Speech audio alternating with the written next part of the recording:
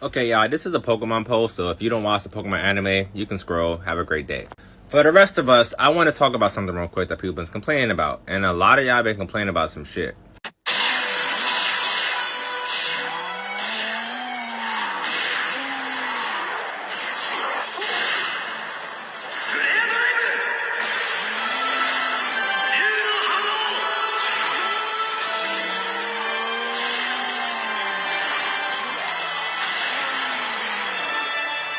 We all saw that, right?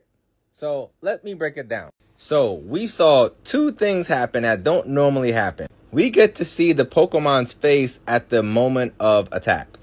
So Leon Charizard got hit with a Dragon Claw to the neck. That man was making eye contact with him. It didn't hurt him that much. He just used Ancient Power. As we know, Ancient Power gives a stat boost. Let's assume he got the stat boost. So then Mega Charizard X hits him in the sky, right? Then charges him with the Flare Blitz, right? Now, mind you, he switched into Malamar because Charizard wasn't able to get close enough because their first initial encounter with Dragon Claw and Air Slash, right? So then you Mega Evolve him and think that now he's fast enough, but he's not. As we all just saw, when Charizard went up for that attack and Leon Charizard put his face down, ALAIN Charizard was shook. Like, oh crap, that was fast. Usually his Charizard is pretty fast, but again, Leon Charizard is faster, more experienced. Leon has fought way more battles than ALAIN has. Like, we see ALAIN begin his journey in X and Y. It wasn't like to battle, it was to research and study stuff. Leon been in these streets. I'm sure that ALAIN trained after winning the championship because Wild said we'd have a Chestnut, sorry. People are complaining like, oh, why did you bring him back if to do this? Because he won the championship for Kalos. Why would he not be here? We just happen to know about him more than other people on that stage. Diantha was in the show too. She's a champion. She's there. No one's saying about her. Why? Because we didn't follow her around to know what she's doing and build a connection with her. But she deserves to be there, just like ALAIN deserves to be there. It's not a waste of his character. He came in, he fought, and he lost to the best trainer in the world currently. You think that Iris is going to be Cynthia? Come on, y'all. It's already been set up that Ash is going to fight the number 3, 2, and 1 people in the world. Because he's probably going to win. But let's use Pokemon Legends Arceus as an example. You use Ancient Power for a stat boosting move. Then the move is super effective. Then you Mega Evolve into a type that makes it super effective.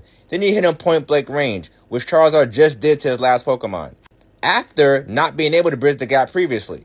It was a wash. I love ALAIN did a great job, but Leon is just better, and that's kind of what that's supposed to show you. I wanted to talk about the narrative side of the ALAIN and Leon fight.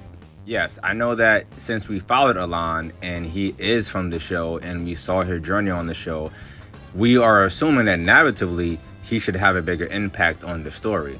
Especially because he's coming back after being gone. But if you pay attention in journeys, a lot of people have come back after being gone. With varying levels of progress in their personal lives. Should we have found out what ALAIN has been up to? Yes. Should ALAIN and Ash have had a conversation on screen that episode? Yeah. But if we have the first match against the number 1 seed, you are going to be super focused, hyper vigilant, almost nervous, and you might not want to have casual conversation before that.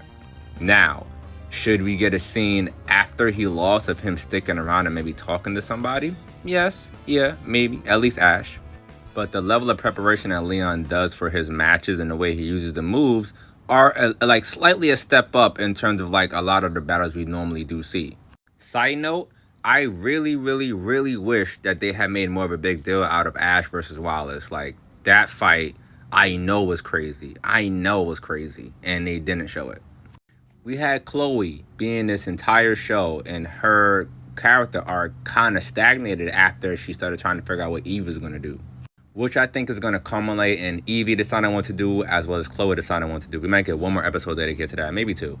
There's a lot to cover in this show. You kind of have 2 main characters almost. Then you have Iris, who is an actual third companion, so she's going to get more screen time. That's why we got to see her watching the fight.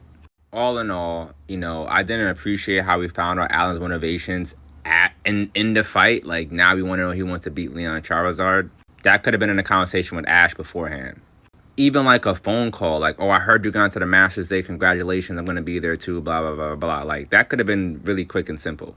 So then when they saw each other in person, that nod would have been all they had to really do because they had a conversation previously. Even off screen, I would have taken that, but they just didn't. And I know that's what people are mad about. They're mad about the fact that narratively, it just didn't feel like Leon came back for a reason. But like I said, he's a champion. He's going to be there. He's not there because the story wanted to bring him back. He's there because this is the best 8 trainers in the world. And arguably, he has defended his title since winning in Kalos. It hasn't been that long. But they're establishing Leon as a very Ash-like character who takes time to make sure his Pokemon moves are tailored for the fights he's going into. Something Ash does not always do. Which might be what Ash has to learn in this tournament. But to sum it up, I know what we're all thinking. That the people who are writing the show currently, there's no way they have watched all of the show up until now. That's what it feels like. That's what we're mostly thinking. Have a good day.